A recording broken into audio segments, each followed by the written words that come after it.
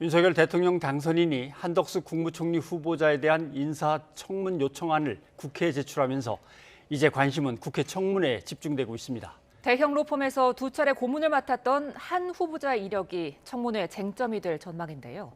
민간 로펌에 몸담았던 고위공직자가 다시 공직을 만난 관행에 대한 우려의 목소리가 나옵니다. 김자영 PD입니다.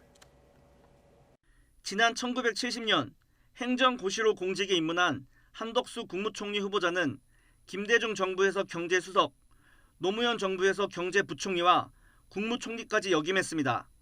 또 이명박 정부와 박근혜 정부에선 주미대사와 무역협회장을 맡아 여야를 가리지 않고 요직에 중용된 인물로 평가받습니다.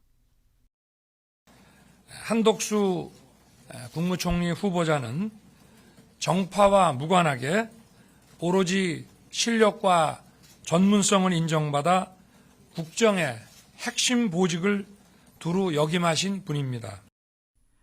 하지만 국회 청문회를 앞두고 한 후보자가 두 차례나 국내 최대 로펌인 김앤장에서 고문으로 일한 이력이 논란입니다. 로펌에 몸담은 전직 공무원이 다시 공직에 나서는 건 선수가 심판 보는 격이라는 비판도 나옵니다.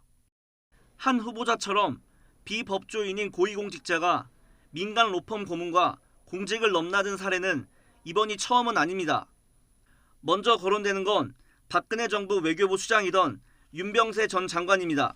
윤 전 장관은 장관 취임 전 김앤장에서 4년 동안 고문으로 일했는데 이 기간 김앤장은 이른바 강제징용 재판에서 일본 기업들의 변호를 맡았습니다.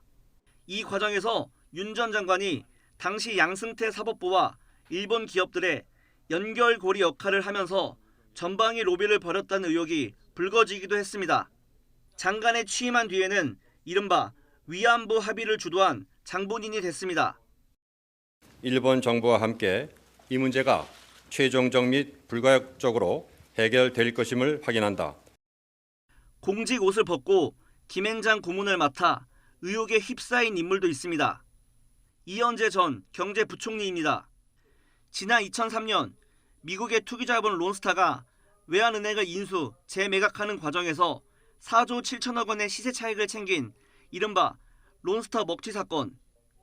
이 전 부총리는 당시 김앤장 고문으로 일하면서 금융기관 고위 인사들에게 부정 청탁을 했다는 의혹으로 수사를 받기도 했습니다. 윤 당선인 초대 총리에 지명된 한 후보자 역시 비슷한 시기 김앤장 고문으로 활동해 외환은행 매각에 관여한 것 아니냐는 의심을 받는 상황. 현직에 있을 때 또 비호를 받은 사람을 또 영입해서 뇌물을 주고 그 사람을 또 더 높은 자리에 올려서 또다시 범죄를 또 자행하고 이러한 것들이기 때문에 대한민국의 부패의 근원이고, 이런 문제점을 막기 위해 공직자가 퇴직한 뒤 로펌 등에 취업할 때 엄격한 심사를 받도록 관련법이 개정됐지만 이 역시 사각지대가 존재해 유명무실하다는 비판도 나옵니다. 특별한 사유가 인정되면 취업을 승인할 수 있다라고 이렇게 되어 있거든요. 말 그대로 가져다 붙이면 거의 다 해당될 수 있는 그런 조항들입니다. 현재 대형 로펌 가운데 김앤장 홈페이지에서만 확인이 가능한 고위공직자 출신 고문은 총 87명, 노동부와 환경부, 국방부 등의 장차관급 공무원은 물론 금융감독원, 공정거래위원회 등 규제감독기관 출신도 여럿입니다. 퇴직 공직자들을 고문으로 받아들이면서 그 회전문을 통해서 뭔가 정책 로비를 한다든지 하는 이런 경우가 된다면은 이거는 어떻게 보면은 우리 정책 결정 과정을 왜곡시키는, 정책 결정 과정을 사유화시키는 이런 잘못된 그런 불법한 행위를 하는 것이라고 봐야 되는 것이거든요.